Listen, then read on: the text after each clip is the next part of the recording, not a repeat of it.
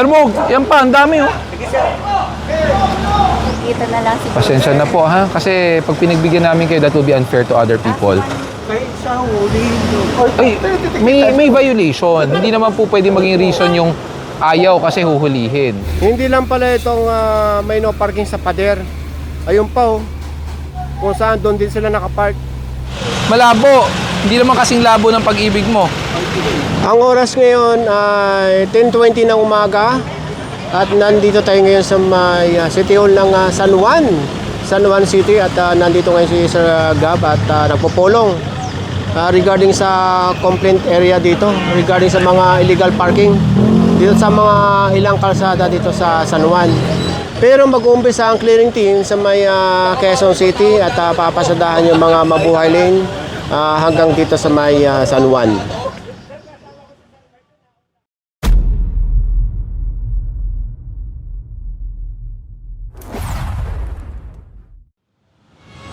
Ito nakikita nyo mga kakahuyan na yan. Ito yung Quezon Memorial Circle. At ito yung Elliptical Road. Ngayon, ito yung East Avenue. So, sa tapat niyan, merong gate dito. Papunta sa may mismong sentro ng Quezon Memorial Circle. Ngayon, merong complaint dito. Meron daw matagal nang hindi tinatanggal na jeep dito. Owner type jeep daw. Titingnan natin.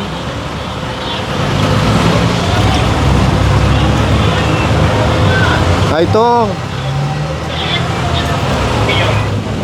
Ayon sa MMDA, saka itong guard, nag-request daw admin nitong Quezon Memorial Circle sa MMDA. At ito, tinugon na naman yung kanilang request. At napag-alaman din natin dito sa mga guard. Kita nyo naman oh, itong jeep ay nasa 4 years na raw na nakaparada rito.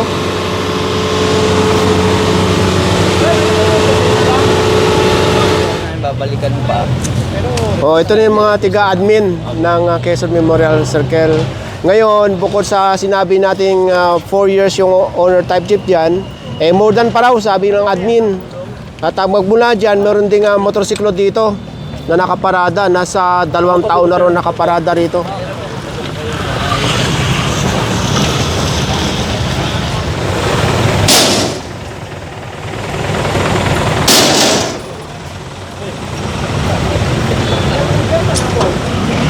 Magmula sa may Quezon Memorial Circle, andito tayo ngayon sa may Aurora Boulevard. Papunta ito ng San Juan. Tapat pa mismo ng no parking sign. Malapit pa lang tayo sa Cubao. Ito na yung driver. So, ticket na lang ng illegal parking yan. Okay, tara. Magmula sa may Aurora Boulevard, nandito ngayon ang clearing team sa may Domingo. At sako pa rin tayo ng Quezon City.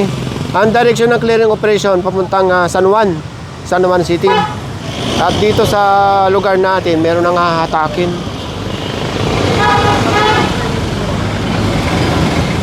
Hanggang sa mga oras na ito, wala pa rin yung may-ari or driver nito. Kaya tawagan na may kita 5 minuto na, nasa 8 minuto na, wala pa rin yung may-ari nito. Hahatakin na ito. Doon na tayo sa unahan dahil may mag-assist na mga enforcer dito. Okay, tara. Nandito na tayo ngayon sa may corner ng Pitwason saka ng Domingo. Ngayon, dito sa may tapat mismo ng Pitwason saka ng Yellow Box, merong hinahatak. May nahatak na dati, hindi ko lang alam kung ito rin. Kasi gumawa sila ng ng sarili nilang slot parking ito. Ay ito bangketa. So ayon sa MMDA, bawal. Sasama na lang pala yung may-ari. Okay, tara.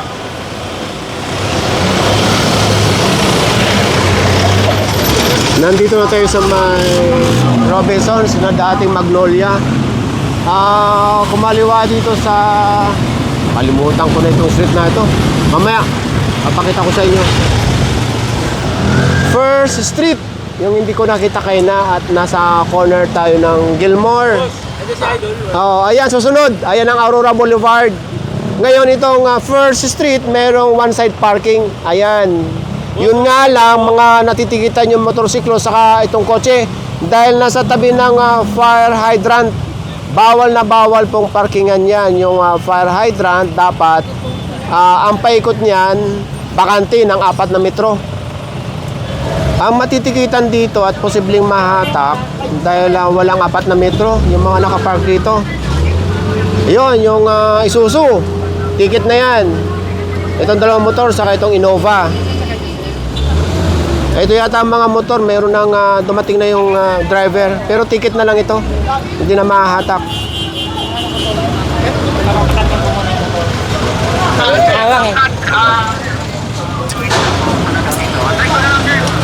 Hello! Wala ba kayong mga sasakyan na nadali? Wala, boss. Ha? Susunod na. Huwag nyo nung hanapin yung wala, hanapin nyo dito.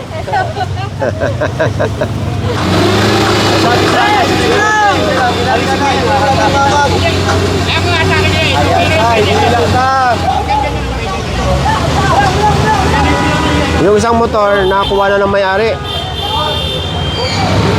Ito mga motorsiklo, andito na yung mga may-ari.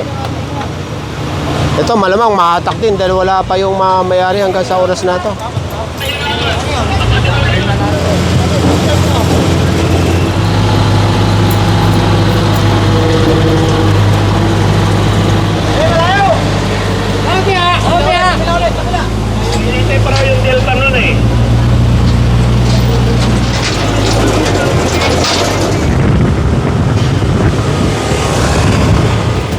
Pagkalampas natin sa arko ng San Juan, ito, natikitan yung truck doon, nakaharang sa bike lane.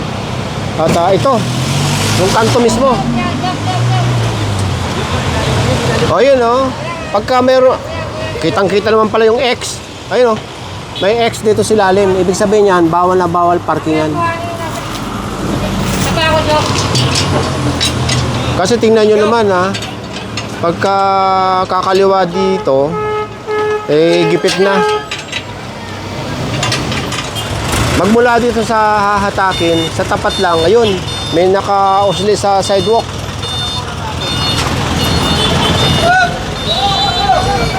Pinopormahan na ng tow truck, yung nakapatong sa sidewalk. Pero andyan na yata yung driver, umilaw na yung brake light eh.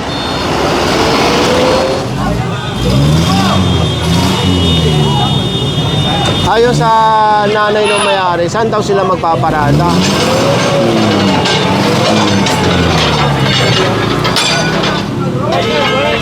Doktor pala may-ari nito.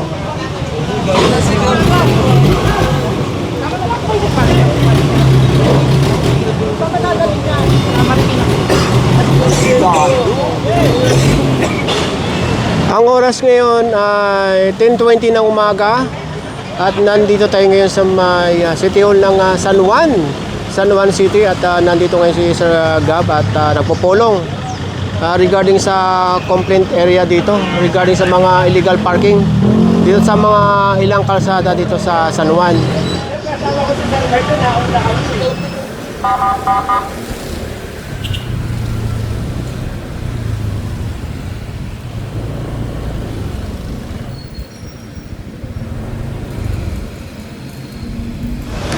Harangan nyo na. Huwag na kayo magpapasok. Huwag na kayo magpapasok. Yung mga motor, tapos yung e-bike. Pati yun, wala naman dadaanan. Pero kailangan isama mo na yan. Magreklamo yan pag hindi nyo kinuha. Yun.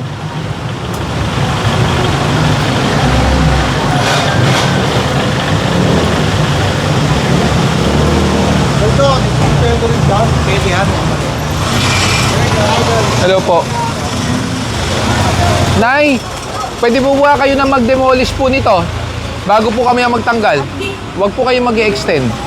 Hanggang dun lang po dapat kayo sa tindahan nyo. Wala pong extension dahil sidewalk po ito. Tingnan nyo po, wala na po balakaran yung mga customer nyo. Pwede po ba kayo na magtanggal ngayon? May tutulong po ba sa inyo? Patulong na po kayo bago po kami magtanggal. Pag kami po nagtanggal, makukumpiska po lahat yan. Ito po, ito po. Opo, saka yung extension. Bawal po kasi may extension.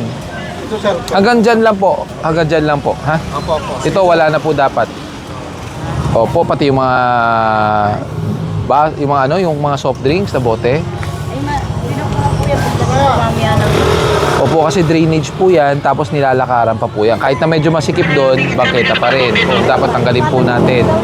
Opo, alisin po natin.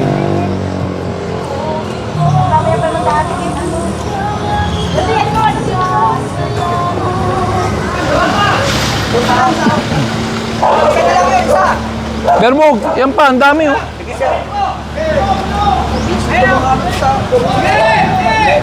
Pakuha niyo yan. Magtigisa kayo. Tigisa kayo.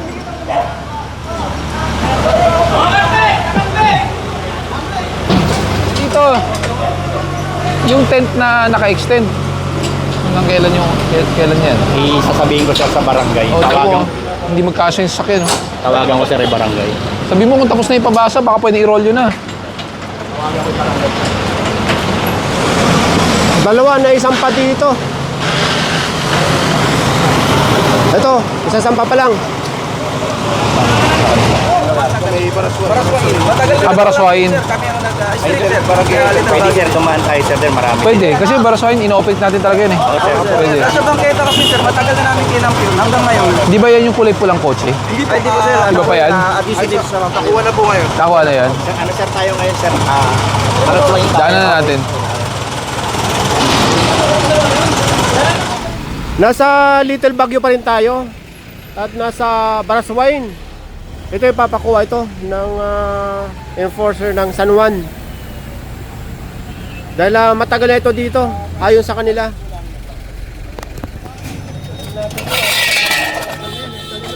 Ilipat mo lang doon na lang pare. Bali, sir, kayo din na nag-clamp dito. Kami pong nag-club yan sir dahil may reklamo dati. Oo. Kaya clean up namin. Ngayon naman, siguro mga 1 month na to. 1 month na, hindi na umalis, hindi na tala na talaga. So, ibig sabihin yan, pinabayaan na at hindi na tinotobos. Wala na sir, wala na talaga. Wala nang umaangkin sir eh. Kung Parang legal na yung parking niya kasi nakaklamp eh. Oo. So, hanggang sa ngayon, walang nagkiklaim. Wala po nag-ano. So, yun. Pinababayaan. Wala kayong towing truck, ano? Wala po. Ah, wala. Ayun. Hanggang clamp lang po kami. Okay, sige, salamat. Mayroon ding natikitang nakaharang sa bangketa. Wala na po. Ano na to? 1 meter. 1 meter po ba? Apo, ayan po ang marking. Yan po ang sidewalk. So, 1/4 of the car is obstructing the sidewalk. Hindi po ba kayo na-inform? Saan po siya? Saan po? Tumana Marikina po. Wala po nag-inform sa inyo. Pero that's basic po yun eh. If you have a driver's license, dapat ang sidewalk hindi nahaharangan. Kasi yung mga tao, pagdating doon, pagdating dito sa front nyo, pupunta ang kalsada, tapos babalik ulit sa sidewalk. May binibigay kami consideration within 5 minutes. Pag nakalabas naman po yung driver, tinitikitan lang po namin. However, that will be unattended already. Saka po na-ooperate naman po itong kalsada nyo eh. It's not the first time naman po. Tikita na lang siguro. Pasensya na po ha, kasi pag pinagbigyan namin kayo, that will be unfair to other people na hindi namin pinagbibigyan po. Pwede po kayo sumama para hindi po kayo mahirapan i-claim yung kotse.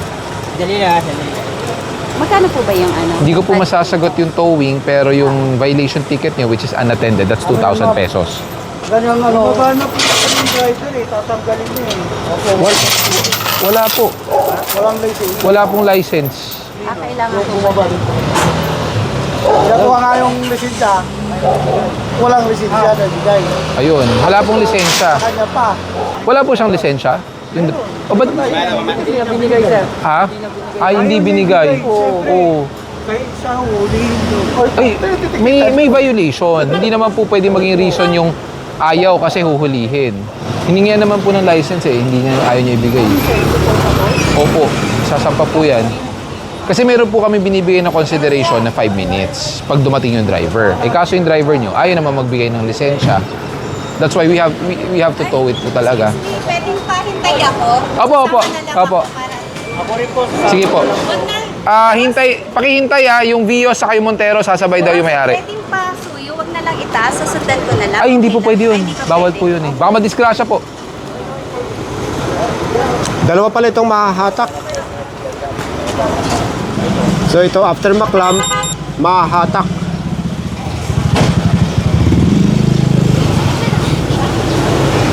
Never naman. I'm not sure po. Andiyan po ang local pero kasi sidewalk po inaharang eh. Ayan po yung task force ng San Juan po.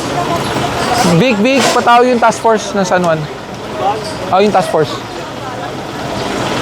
Eh may concern sila. Sinasabi nila kahit nakaharang sa bangketa, eh hindi naman daw natin nasisita. Hindi yan dati. Hindi naman po kami yan lang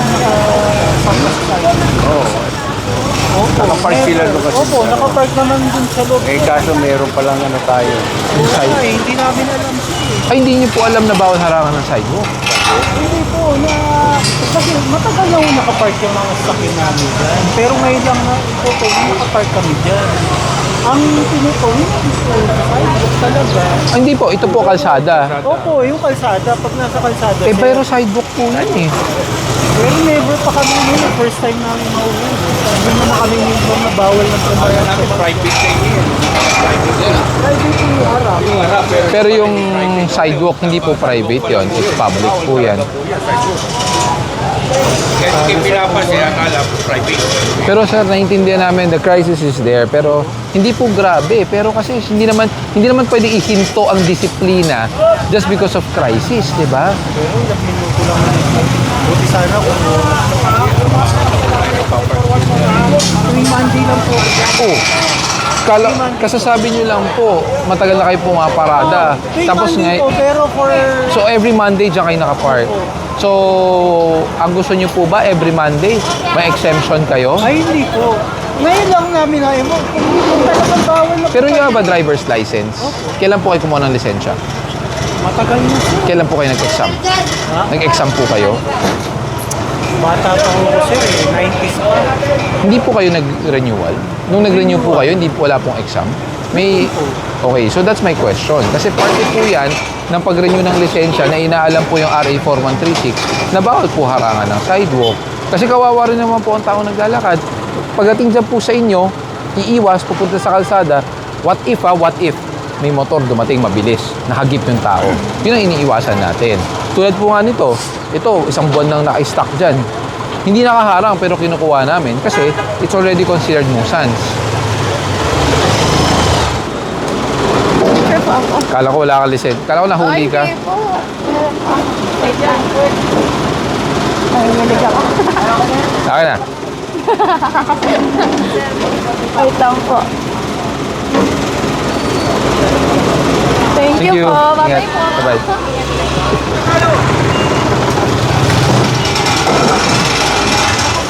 Bye-bye. Thank you po. Habang kumakain. Sige, salamat salamat.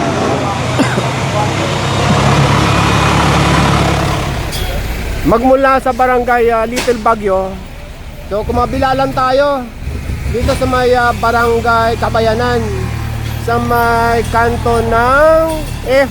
Manalo saka I. Francisco. So isa rin tong kalsada na kino-complain regarding sa mga illegal parking.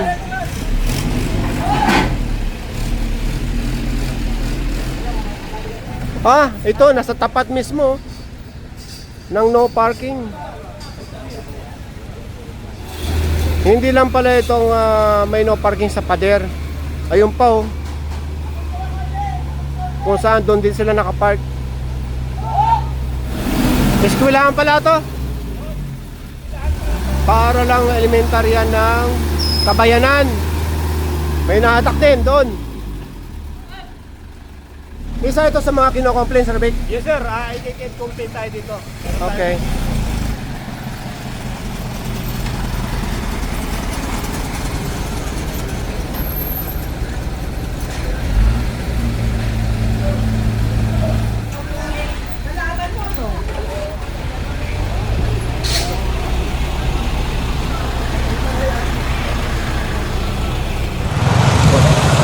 Halika dito. Tsaka punta. Deliver na ako pa Manila. Pa? Manila. Pa Manila. Ano ka ba? Lala mo. Lalamove. Bakit? Wala akong pambili ng helmet eh. Oh, walang pabili ng helmet. May nakikita ka pa ba? Wala na. Oh, Wala mo. malabo. Hindi naman kasing labo ng pag-ibig mo. Hindi, malinaw yung pag-ibig mo. Ikaw naman, sir. Malinaw naman. Ilan taon ka na? 43. 43. Ano yan? Full-time? Full-time? Sir, wala pang Full-time lalamove. Nakabook ba yan? Oh, may pang Ay, oo nga, nakabook. Nakabook nga. sa Manila lahat to, sir. Saan ka galing? Diyan sa may ano, San Juan lang. San Juan, Infinity. At papunta akong Adjego. Tagalin mo yung helmet mo. Nawa naman ako doon sa helmet mo. Wala ka na makita. Diyos ko. May makikita ka pa ba? Pero malabo. Malabo na. Tuklap na yung pintura. Kailan pa tong helmet mo? Tagal na yan. Ilang taon na? 3 years. 3 years na to. Binili mo? Bigay lang ng pamangkin ko. Bigay. May sentimental value. Meron po. Meron. Ang para sa akin kasi, dapat pag nagmumotor ka, dapat nakababa visor. Bakit? Para protector sa mata. Protector sa mata. Saka syempre, 'di ba, pag minsan di natin may iwasan, yung sinag ng araw, 'di ba? Hindi na kita balayin ng matagal, baka ma-delay ka eh. Bigyan ng bagong helmet. Oh, salamat. Oh, tago mo 'yan. Huwag mo nang gagamitin 'yan. Thank you, sir. Thank you. Huwag mo nang gagamitin ha. Huwag mo gagamitin na 'yan. Followers mo ako, sir. Ate na yan. Dapat pag followers, alam kung ano ang mga tama, 'di ba? Dapat may natututunan tayo. Yan, hindi lang naman tayo nagpa-follow dahil natutuwa tayo kay Idol. Dapat pina-follow natin kasi may aral tayong napupulot. Tama? Thank you. Ayan, bigyan kita bagong helmet. May visor to, so magagamit mo na maayos. Oh, ito, may extra kang center stand. May extra kang visor.